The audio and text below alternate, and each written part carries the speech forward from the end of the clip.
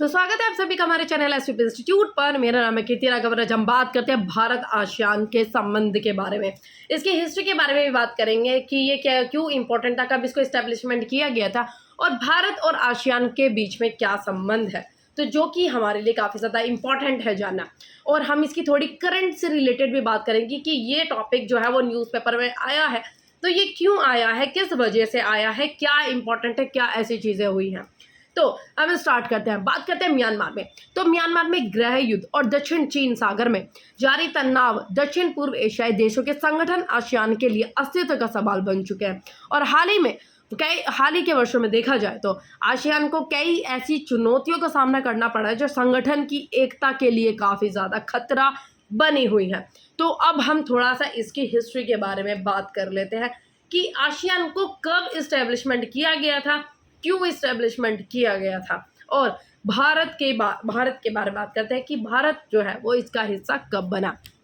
तो आसियान संगठन की जो स्थापना है वो 8 अगस्त 1967 को हुई थी। तो 8 अगस्त 1967 को इसका जो है वो संगठन की स्थापना की गई थी और इसका जो उद्देश्य था वो दक्षिण पूर्व एशिया के देशों के बीच राजनीतिक, आर्थिक सुरक्षा और सामाजिक सांस्कृतिक सहयोग को बढ़ावा देना है। और आसियान भारत शिखर सम्मेलन का उद्देश्य भी यही है।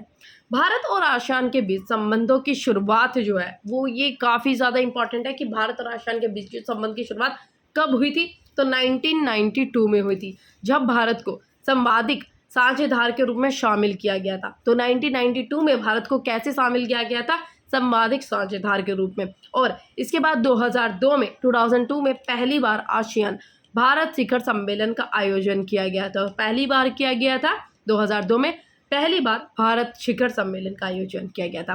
तो तब से यह सम्मेलन हर साल आयोजित होता है, जिसमें भारत और आसियान के सदस्य देशों के नेता एक मंच पर आकर विभिन्न क्षेत्रीय और वैश्विक मुद्दों पर चर्चा करते हैं। और 2009 में भारत और आसियान के बीच वस्तुओं पर मुफ्त व्यापार समझौता लागू हुआ, जिससे दोनों पक्षों के बीच व्यापार में काफ़ी तेजी आई। और इसके अलावा सेवाओं और निवेश पर भी समझौतों को लागू किया गया है, जिससे आर्थिक संबंध और भी ज़्यादा मजबूत हुए। और इस शिखर सम्मेलन के तहत दोनों पक्षों ने आसियान भारत फंड की भी स्थापना की, जिसका उद्देश्य क्षेत्रीय विकास परियोजना को वित्त पोषण जो है वो प्रदान करना है।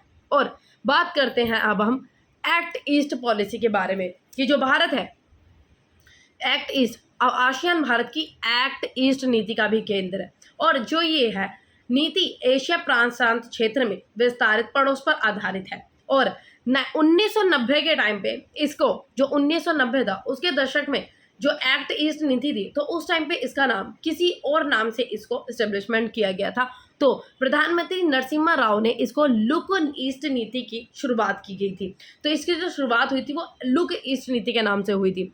और बाद में जो प्रधानमंत्री नरेंद्र मोदी जी के टाइम पे इसको जो है इसके नाम को, जो लुक ईस्ट नीति थी, इसके नाम को बदलकर एक्ट ईस्ट नीति जो है उसमें बदल दिया गया। और भारत और आसियान के बीच रिश्ता जो है वो प्राचीन काल से ही है। और जब व्यापार और सांस्कृतिक आदान प्रदान होता था तो भारत सोवियत संघ के साथ घनिष्ठ ऐतिहासिक संबंध रहे, लेकिन बिना सोवियत संघ वाली दुनिया में भारत की दक्षिण पूर्व एशिया के देशों में संबंध कायम करने की भी जरूरत थी। और क्षेत्रीय शांति और स्थिरता के लिए भी यह संबंध बहुत ही ज़्यादा जरूरी था।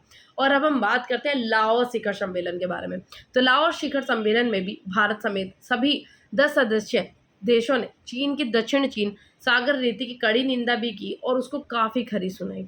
और ये प्रधानमंत्री नरेंद्र मोदी जी ने जो 10 सूत्री कार्य योजना पेश की है, उसमें अगले वर्ष आसियान भारत पर्यटन वर्ष मनाना और इसके लिए संयुक्त गतिविधियों के लिए $5 मिलियन अमेरिकी डॉलर देना, युवा शिखर सम्मेलन, आसियान देशों के छात्रों के लिए वजीफों की संख्या दुगनी करना और थिंक टैंक नेटवर्क को मजबूत बनाना जो है वो आदि शामिल है।